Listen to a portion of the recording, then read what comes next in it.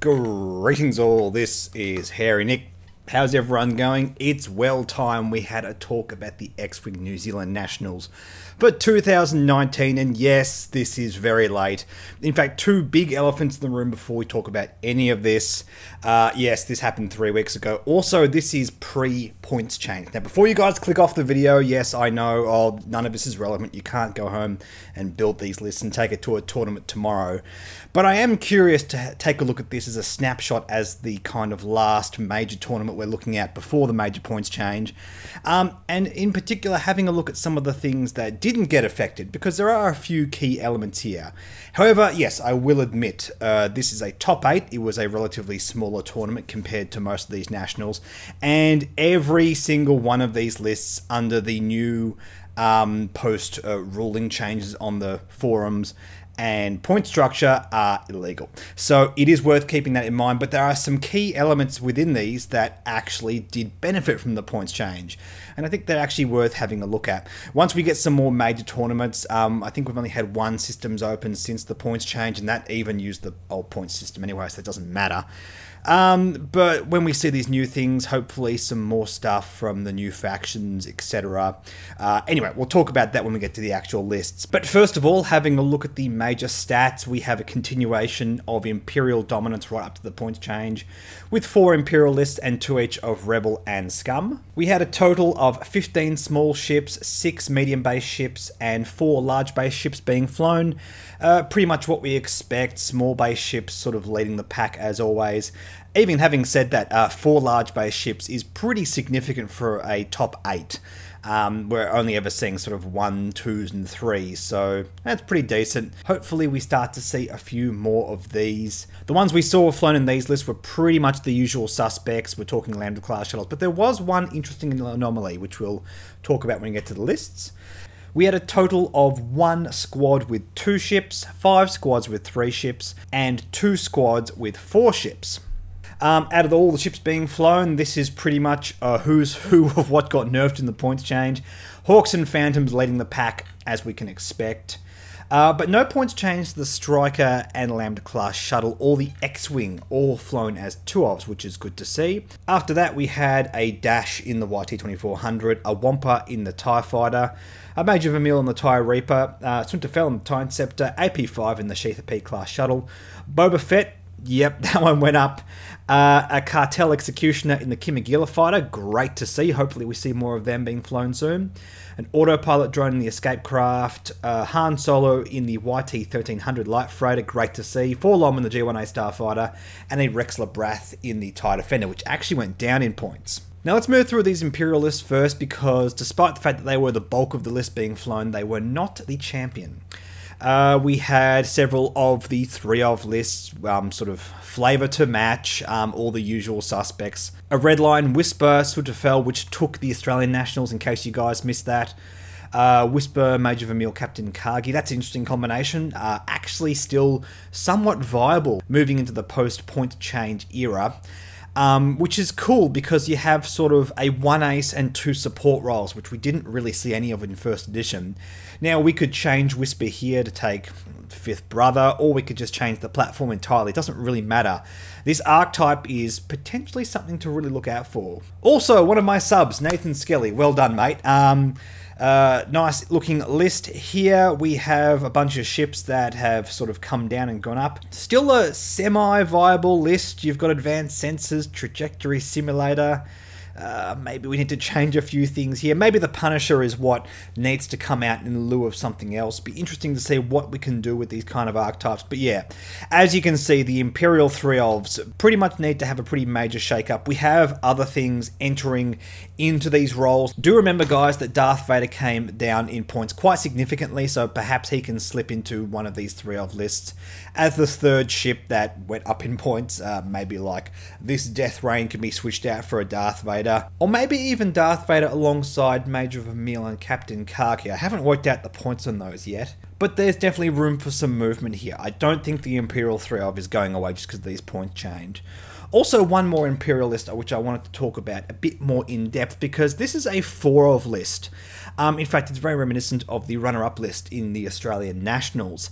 And one of the key things which makes flying 4 of these ships viable is Admiral Sloane on Captain Kagi, because you're actually giving both of her paragraphs more opportunity to trigger the more ships you have. Now, when this was first revealed, I actually mentioned, hey, we should fly alongside TIE Swarm. Doesn't really seem to be what people are doing with this card. But we kind of have a best of both worlds approach, and by doing this, we have things like Captain Kagi, Whisper, Duchess. Okay, maybe like Whisper isn't going to be a viable thing on this anymore. Maybe again, things like Vader, perhaps Sunterfell, other things can step in to take this role, but very curious to see what this archetype can do post points change. Because I think it's one of the better things that the Empire can do, especially considering their most efficient things have been nerfed, and the 3 of list is probably going to suffer as a major result of that. Let's move over to the Scum faction and take a look at the 2 lists that were flown here. We have a Boba Paylob and a Cartel Executioner. Now, obviously, this is very, very unviable now because of the points increase on Boba Fett, 000, Marauder, Han, Debris Gambit, Paylob Godali, and Moldy Crow, and Debris Gambit on Moldy. Yeah, this isn't really a thing we can do anymore, so it's not really worth going into too much detail here. But we do have a Cartel Executioner. I would love to see more Kimagilla fighters get flown. I think people are sleeping on this ship, and I think it's largely because the Scum faction just had way too many efficient things it could do in the first phase of 2nd edition. So I'm hoping we get to see a bit more action out of it now that Boba Fett and Paylob have both gone up in points. Also, this list down the bottom here, this 4 of, which is actually still largely viable. I mean, the major points shift have happened. We got a 000 here. Yes, of course we do. Also, Paylob and Moldy Crow. So maybe that 4th ship needs to change. I don't think 000 is absolutely necessary to make Forlom powerful. Interesting build on this. I usually go for advanced sensors, but even that's gone up in points. But Forlom is a great example of a ship that doesn't need a whole heap of stuff to make him viable, so I think this kind of thing could actually still work quite well. Now, as for Autopilot Drone, I think this might be the first time we've seen this in the top cut of a major tournament. I've been very curious about what people want to do with this ship. I'm not really convinced about it seeing consistent meta play, and I think the key thing here is what I've been talking about with this ship. People sort of get excited about the fact that yes, it can explode and do a whole heap of critical damage to all the ships around it, and I think the key thing here is it's just something that you can keep in reserves and just bring out late in the game and have another 2 dice attack, which is actually really good. I think that's the best application for this ship. And what we're seeing this here alongside is Forlom and Paylob, so you have a decent bit of control, a nice bit of stress mechanics going on, which is in turn going to help Han as well. Hopefully hamper the way your opponent flies, so that means that not only are you going to make better use out of that extra lot of dice, but you might get that explosion off, and you might get some criticals into your opponent's ships, which is really cool. Just out of curiosity, I didn't get to watch all of these games, so if anyone who was actually at the tournament can let me know if this autopilot drone actually did some real damage, I'd love to hear it. Because I'm just not convinced, but I'm happy to be proven wrong anyway. A lot of people in the comment section, whenever I talk about auto drone, always say, oh no, but I always manage to get several crits off and whatever, and I understand, I'm just not convinced. So yeah, in the comment section, guys, would love to hear about that. Okay, let's move on to the Rebellion. And this is very, very interesting to me because this list, sort of 99% is viable, except for the humongous elephant in the room with supernatural reflexes on Luke. And I think that's actually fine. I think supernatural reflexes isn't actually a requirement on Luke. I mean, obviously, it's very, very powerful. And the new points change accurately reflects that. In fact, if anything, they went overboard. Supernatural reflexes, I think, is something to look out for on the lower initiative ships, a la Inquisitors and Jedi Knight, all that kind of stuff. It's actually a points reduction on those platforms, so watch out for that. In terms of what Luke wants, I'd be very curious to see what people do with like Deadeye and that kind of stuff. I think it's absolutely worth looking at. I mean, if not, we have other things entering in like Predictive Shot and all that kind of stuff. So I don't think this archetype is dead in the water. Indeed, I quite like this. AP5 with Jyn Erso. That's very, very curious. Indeed, AP5 gets absolutely no benefit from that because he cannot take focus tokens, but it's not about that. It's about Luke and Wedge getting those evade tokens, which is not uninteresting. I mean, they can only ultimately get one, either a focus or evade. I usually like effects like this when we can sort of stack on both. That's why things like Debris Gambit and Han Solo were so powerful on Boba Fett. Ultimately, Luke or Wedge can only net one of these tokens per turn, but options are always a good thing. Jyn Erso is not an outrageously expensive card, so that's very curious to me. And yeah, Luke and Wedge is absolutely a couple of platforms that are worth looking out for. They performed generally quite well in the first era of the second edition meta, despite the fact that they did not have a points increase or reduction. So yeah, absolutely watch out for those. And watch out for this archetype. I really like AP5 as well, and I think there's something to this now that everything's a little bit more fairer. But let's move on to the victor, Mr. Akhtar Khan. This was 193 points pre-points change. That is now massively, massively overblown. Okay, so this is the Dash Rourke combo, and I've spoken about this ad nauseum.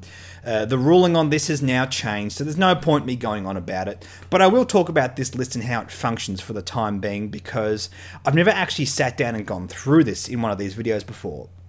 So Dash has Trickshot, Han Solo, Perceptive Co-Pilot, and Outrider. Rourke has Squad Leader, Tactical Officer, and Moldy Crow.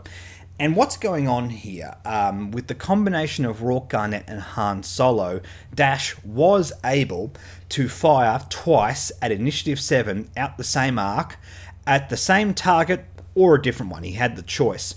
And with 4 red dice, doing all that, like even not doing that at Initiative 7 was very powerful, but the fact that it does it at Initiative 7 eliminates ships off the board before they have a chance to fire back 99.99% of the time, unless they're flying their own combo or heightened perception, which basically never happens. Yeah, very, very powerful. The issue with what was going on was Han Solo on his card has the clause, you cannot attack from the same arc again this round. So the way Han was designed to be balanced out was you're not meant to be able to fire out the same arc. There are very few gunners that can do that, like Bistan, but even they have clauses to sort of temper the power level so they can't hit the same target. All that kind of stuff. It's clearly against the design of Han Solo. That's why it was changed, and Rourke Garnet found a clever way of getting around that, which was fine. It didn't really have any issues with power level, and I do want to make the comment that I don't think that Akhtar was flying something broken that ultimately was the reason he won the Nationals. Akhtar is a very, very talented pilot. And ultimately, we do have to remember that, yes, all 8 of these lists are now illegal under the new point structure, so I'm not going to criticize Akhtar for flying this. Indeed, Akhtar is sort of well known for flying his own sort of brand of lists, and often quite janky, but he makes them work. Towards the end of first edition, he was very much into Bosca Sage, which is very cool and powerful, but not meta. And this is really cool. It's really powerful. It can do a lot of stuff. It doesn't really get around the whole red line problem, which I think is the main reason it didn't do a whole heap in that first era in second edition. It's not going to do anything anymore because it can't. It doesn't function the same way. I am curious moving forward, having a look at what Dash can do. I'm curious about what the YT-1300 pilots could do, specifically Lando Calrissian. I look particularly at that pilot and think to myself, why hasn't people broken that? And I think the key reason for that is because too much stuff was heading on large base ships. And I think this archetype is fine. It's not going to include the combo moving forward, obviously, but things like a Dash Luke, if that's a possibility, or even like the double pancakes like we had in first edition with what was it, Weibo and Chewie and all that kind of stuff. I'd love to see that stuff come back. Ultimately, I think we want our Fat YT list to be a thing, but not be oppressive and not include combos. It's really not what second edition is all about. And that's my closing thoughts on this. I don't want to go on about why this was or wasn't banned. It's not really an interesting conversation to have now that the ruling has changed. I don't think it's really worth talking about that kind of stuff. Let's look forward. And have fun with this kind of stuff. And well done to Akhtar. No criticism to you at all. I've met the guy a few times at a couple of major tournaments. Really cool guy and really talented player. So absolutely well done. Full credit to you for taking the New Zealand Nats. And that is it from the top 8 of this major tournament. I hope you guys enjoyed the video. Hopefully soon we'll have a few more major tournaments to talk about post-points change In the meantime, don't forget to like and subscribe. Like me on Facebook, follow me on Twitter and Reddit. Please consider supporting the Patreon. Thank you so much to all of the existing patrons for making this channel possible. I will catch all of you in the next video.